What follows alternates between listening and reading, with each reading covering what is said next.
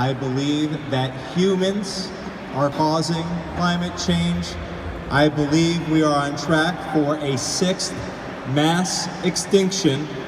And I believe the only way we can avoid it is if every single human being on this planet mobilizes in a way that we have not mobilized since World War II across every single sector to save our planet.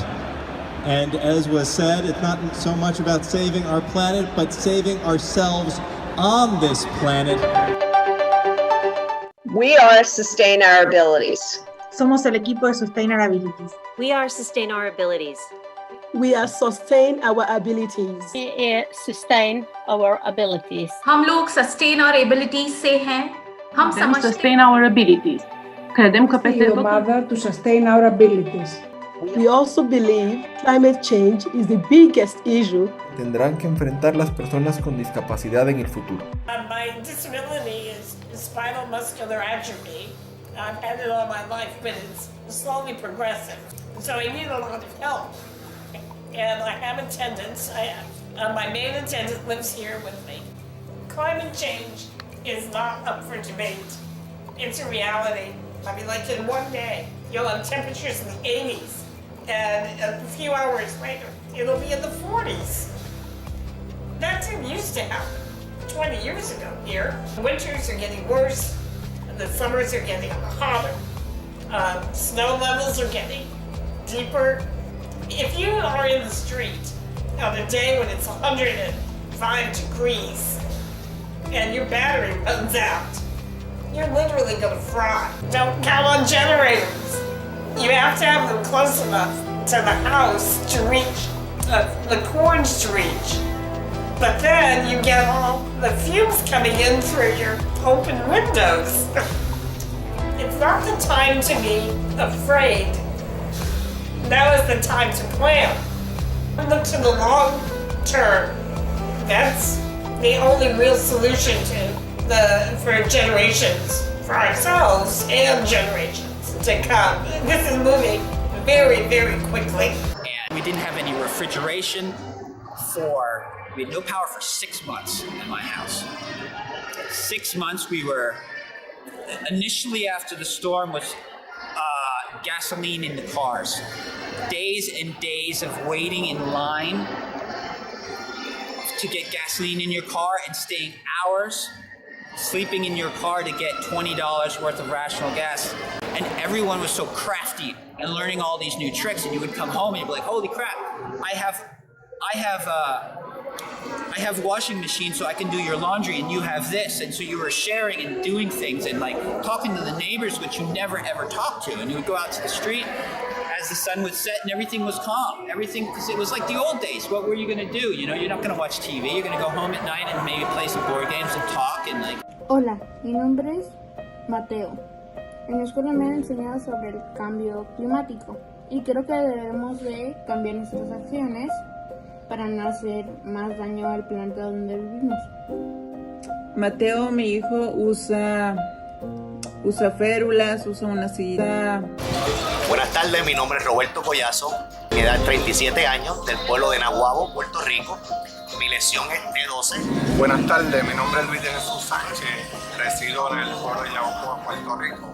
Llevo 31 años de lesionado por un accidente automovilístico. Nosotros vivimos en un área de playa donde cada año tenemos la temporada de arribo de huracanes. Hemos visto que entre más pasa el tiempo, los huracanes llegan con más potencia y eso hace que nuestra comunidad se padezca de muchas cosas. Yo entiendo que nosotros, como en cuestión del clima o la temperatura, pues nosotros no regulamos eso. El porciento mayor de lesiones espinal no regulan su temperatura. Yo entiendo que nosotros, como tal, el que tiene un aire acondicionado, alguna facilidad de un abanico, pues puede utilizarlo, pero sin electricidad no. Para poder proteger la salud de uno, el cuerpo, la úlcera, la condición que se puede agravar, el calor, la temperatura tan frustrante que nosotros no podemos soportar o el cuerpo no puede tolerar. Estamos rodeados de mar. Aquí padecemos mucho del sistema de agua potable. Rara vez tenemos agua en nuestra casa, tal vez 2 veces al mes. Y esto, cuando se tiene una persona con discapacidad en la casa, pues esto es un foco de alerta roja para toda su salud en general. Uno ve las noticias y dice, a lo mejor eso no viene, pero ya cuando llegó, pues el impacto fue fuerte, pero uno se prepara, pero no como debería prepararse. Durante el huracán, que fue impactante, empecé a grabar con mi celular y vi cuando la terraza, la parte de atrás de mi casa, se iba el zinc, se me empezó a llenar el apartamento de agua, yo estaba solo, en la marquesina estaba los vehículos y uno de los carros que es Pico Guagua, empezó a levantarse el cajón y de verdad que eso fue impactante. Sinceramente me asusté, tuve miedo.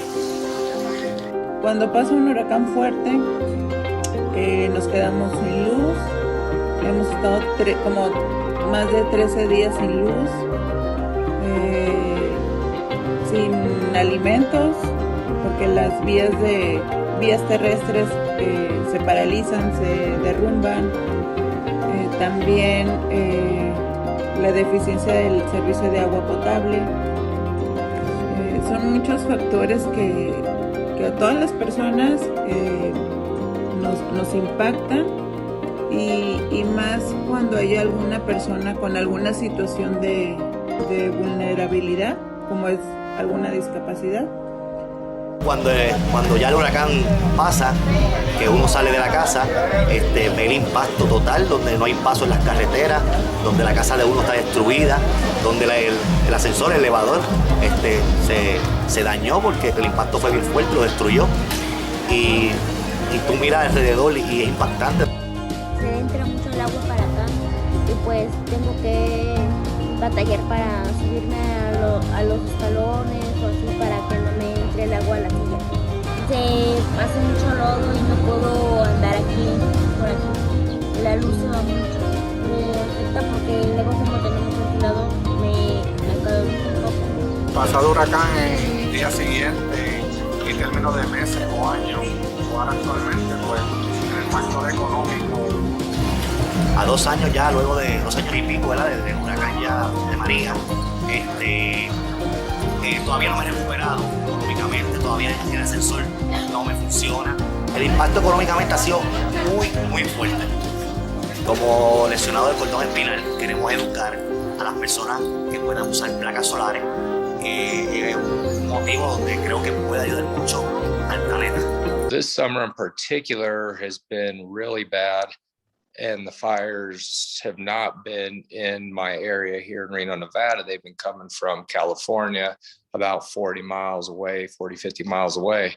But the smoke has been so bad in my house, I wake up and my eyes are burning and watering, my throat's burning, my sinuses are on fire. I'm having trouble just going about. I'm having the neuro fatigue, trying to have a hard time focus and get a hold of things, which is influencing my function and the way I can live, let alone I can't go outside and do anything. I'm going stir crazy as I'm stuck in the house and at home. Feels like the walls are closing in. Because when I go outside, I mean, eyes are watering so bad, I shouldn't even be driving my vehicle.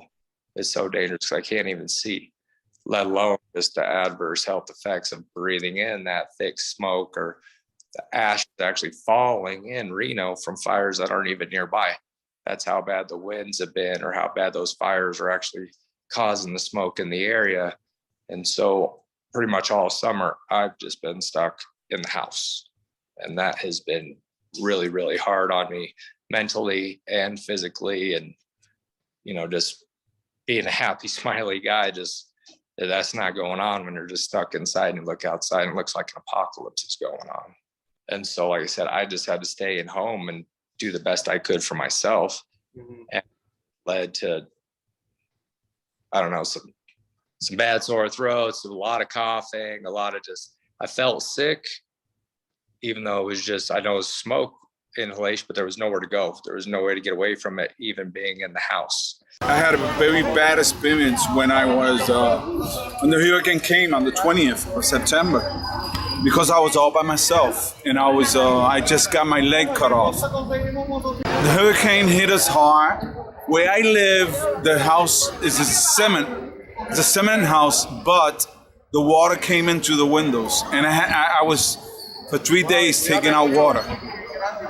I had no help at all. I have family, but my family had their things to do.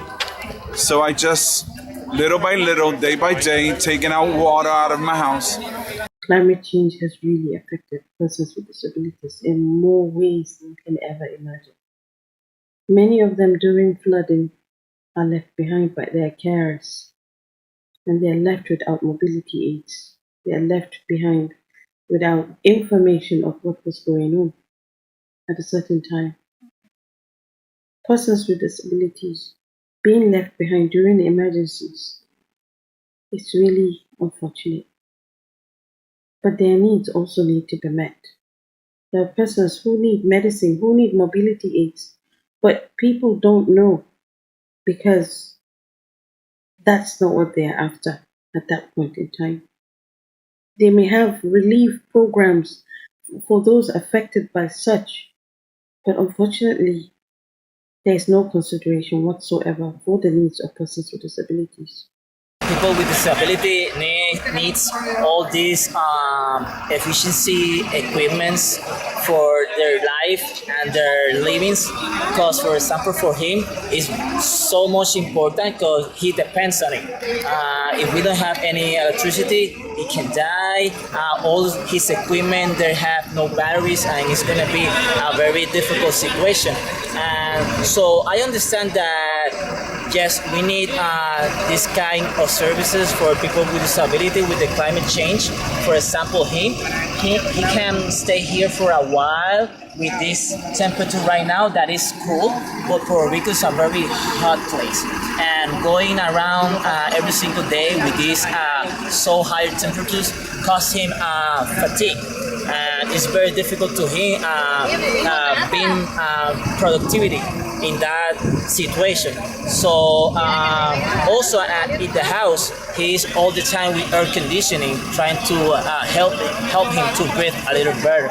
So it's very important that consider climate change, not in these other things that comes around in the news, because they are important, all are important, but these people need a little more help. So we maintain a vulnerable patient list that we reach out to these patients before hurricane season starts. We reach out to them by letter and then ask them to call us if they have any concerns, but the letter reminds them of basic preparation strategies and making sure that they are registered both with their electrical supply company as well as with the county if they need assistance evacuating. We did bring several into the hospital because they depend on paid care providers that were needing to take care of their own families. So I had a couple of patients that are on ventilators or that are completely dependent on their paid caregivers for that needed to come in.